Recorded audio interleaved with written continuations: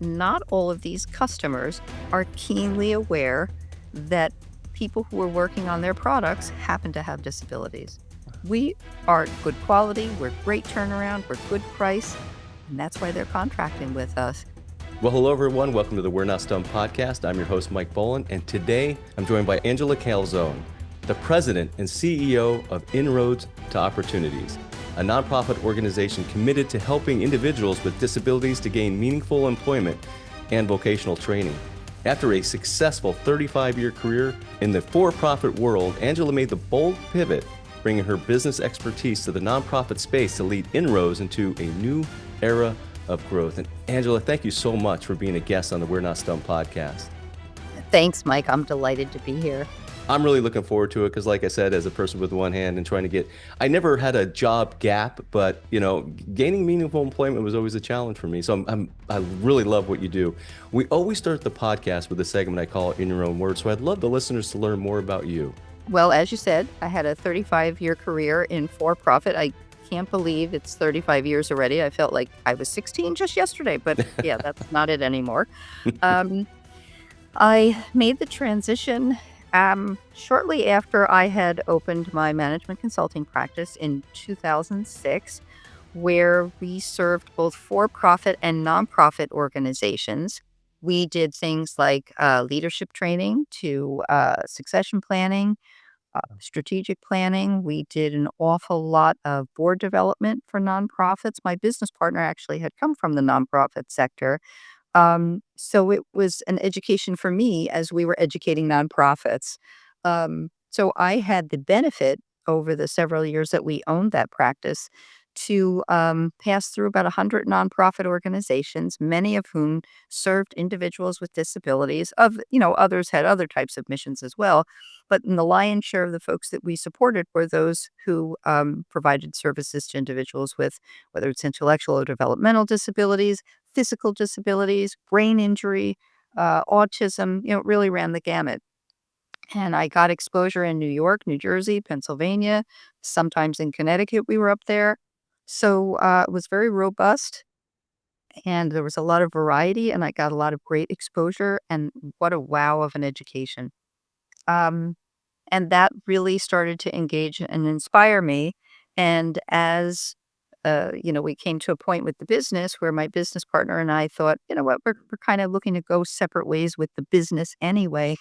Um, it was about that time that I got a call from one of my clients, the Occupational Center of Union County, and the CEO at the time said to me, "Would you like to come in and talk to us about succession planning? Because I'm going to be retiring." And I thought, Wow. well, okay, that's part of my arsenal. I take companies through succession planning. By the end of the conversation, I was the succession plan. And Wow. the Occupational Center of Union County is actually the legal name of Inroads to Opportunities. So I had met them probably a decade before when I went in to do some leadership development, strategic planning work for them, and did some training on effective communication skills. So, I got to spend a lot of time there. And from the moment I walked through the door, I felt like I was home. And, you don't get that feeling often, especially when you're serving clients of all sorts of shapes and sizes and different industries and stuff like that. It's just you kind of one day to the next, you're at a different place with different people, and you just keep it moving. But sometimes you walk into an organization or a place and you just feel like, wow, I never want to leave here. So 5 years ago, I made that decision when they thought I would make a good succession plan and I joined Inroads just 2 months before COVID. So that was a challenge in itself, I would imagine. It was, it certainly was. And when you talk about the great feelings you had when you walked in, one of the things, and I think it talks to the 66th year that Yes. I'm going to say your nonprofit has been in existence. What is Yeah. that like for 66 years and to take that over? It's really phenomenal because the agency for so many years has been through, of course, like any organization that's been around multiple decades, they go through reinventions of itself. Yeah. And this is an agency that in 1959, who would have thought about anything like this, right? It was a group of family members who got together, who had a couple of kids with intellectual or developmental disabilities. And were kind of fed up at the fact that there was nowhere to bring them and nothing Mm. for them to do. Um, your local churches at the time didn't have any functions for these folks on a regular basis. Certainly no employer is gonna hire someone with a disability back then. Um, and so these families so smartly got together and said, "You know what?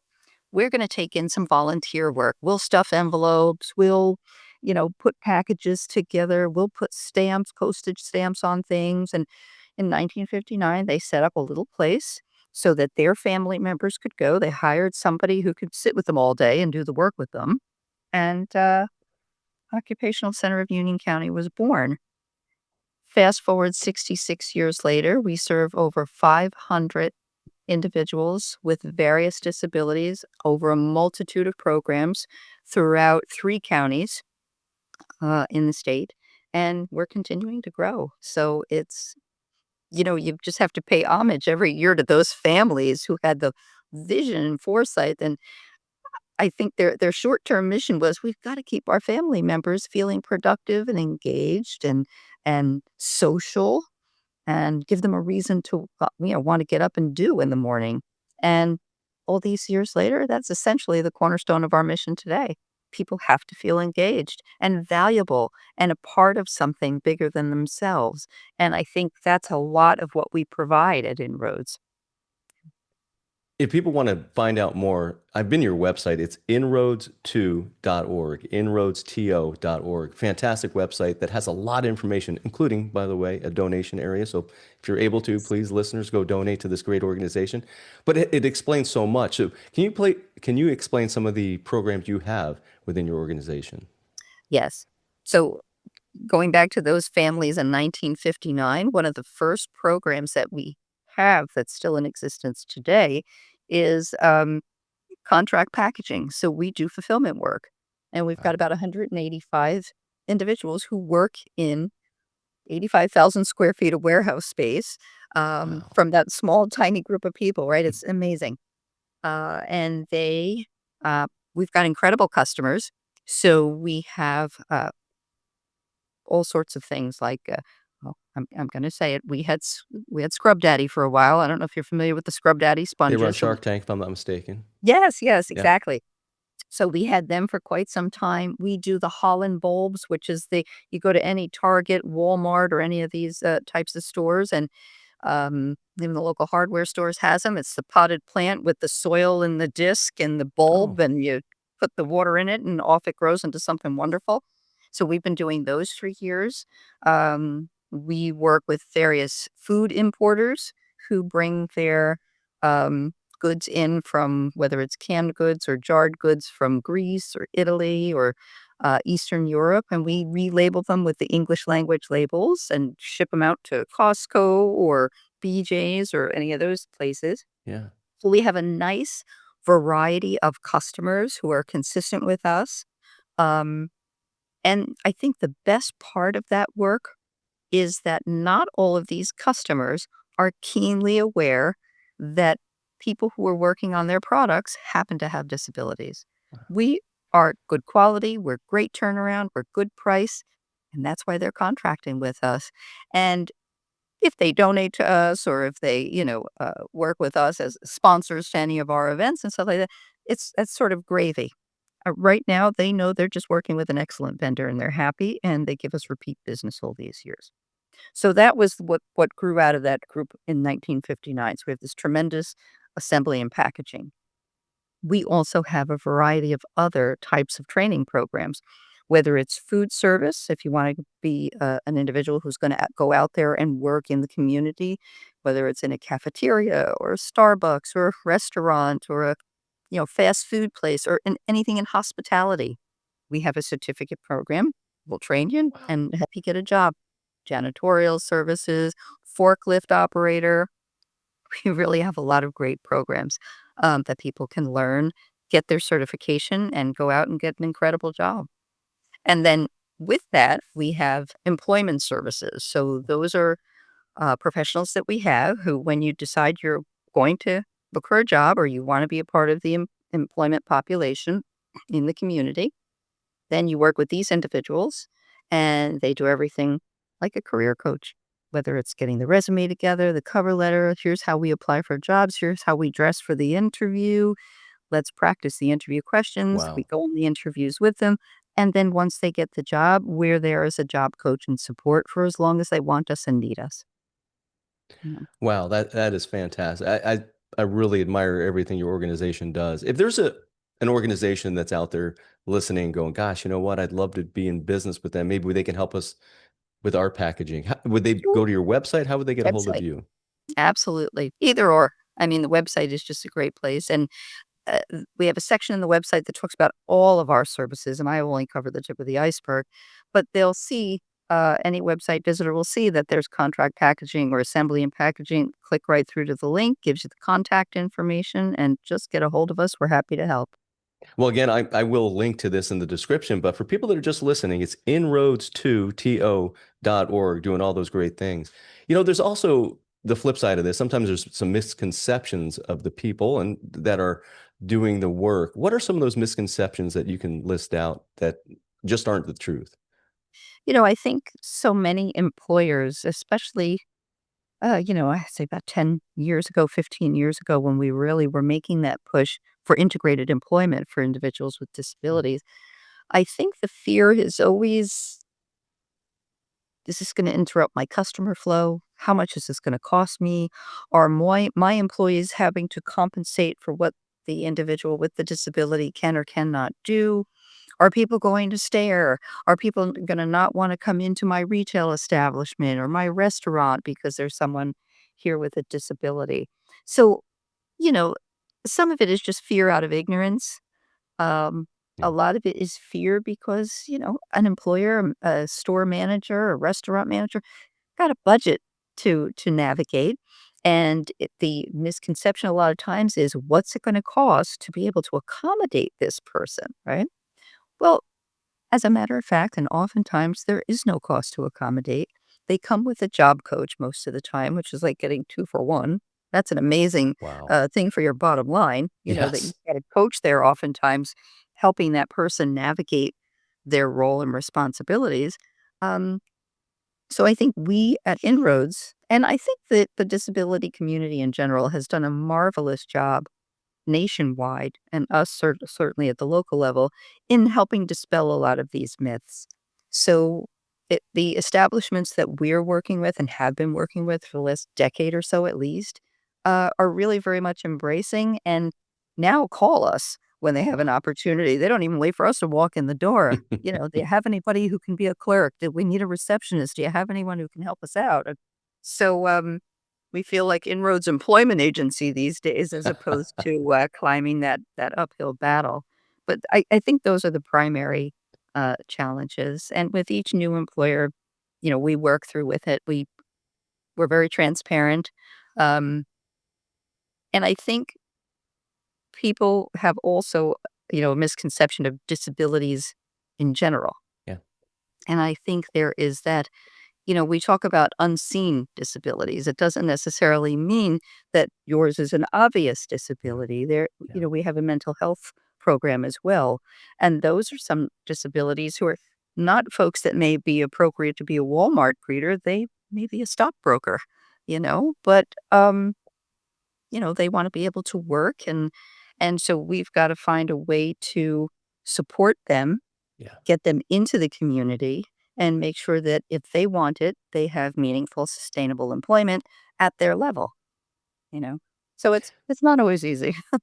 No, it's not. But when you talk about the misconceptions, there's also the benefits. And I think there's benefits to both sides, both the employer and, of course, the employee. What are Oh, some of the benefits that you see from someone who either works directly with you or employs people with disabilities? Because that can mhm. be a great, objectively looking at it from afar, that could be a great thing for the organization. Oh, most definitely. I think any employer that employs individuals in our community, very loyal and has that desire that oftentimes, like I see in my own teenage daughter, doesn't have that desire to really get out there and get that part-time job. But, a lot of our folks do because they know what it is to have that challenge and they are very much about overcoming that challenge to normalize their lives, to use that word, to be able to socially engage, to be able to be a part of something, whether they're working at Lowe's or they're working at a retail Yeah. uh, um, restaurant establishment, or and we've got folks who work in hospitals and things like that. It's just Very nice. we identify, all of us, I think, identify by what we do for a living, Hmm. you know? Um, and I think that's a desire for our individuals as well. I mean, they're not different. We're all human. And if we Yeah. identify by the type of work that we do, well, they want the ability to do that as well. Or where you make your friends, or everybody goes out for a happy hour after work, or even if you're a remote worker, you like to be able to connect with your colleagues around the world or around the country. They need that too. Um, so that's what we're always advocating for, that equal opportunity. And we feel that, we see that every day, how important that is. Um, and how necessary that is to keep having that conversation. Yeah, it's a lot of pride for the individual and certainly the business. It just looks good for the business. I think it's a great thing for the business. One of the things I was reading about, and I don't know exactly if I'm a little late on this for the podcast, but we can certainly talk about next year's. But Yeah. you're going to have your annual fundraiser. It's a community outreach, and it's always a huge success. I think, was it last September? Is it going to be Mm. again in this It's September? gonna be again this September 26th, it's a Friday. We do, an annual casino night, which is a whole lot of fun, Oh yeah. and, we have great prizes and wonderful raffles, and, just the whole community coming together to support Inroads, and, it's always a great fundraiser to have. Last year was our 65th anniversary, so it was a milestone. Wow. And it was very successful. We had over 200 people. We raised a great amount of money for much needed programs. And this year we're going to do it again. It's gonna be bigger this year. It's gonna be better, right? So, Bigger, yeah. We're anyone listening out there that wants to get well, hopefully we get some people that can maybe give some yeah, silent auction items or something right, like that. right. Or sponsorship, or if they Sponsorship. want to purchase 2 tickets and donate them so that Oh, some of our participants can attend. We like to do that as well. well, that's great. Go to inroads2.org, to.org to find out more. It's on there. And yeah, donate a couple tickets. That's a great idea. What are some of the success stories that come to mind as you look back on your 5 years? Well, I think, internally our successes have been, we really got our pulse on what's going on in our state and in our counties within our population.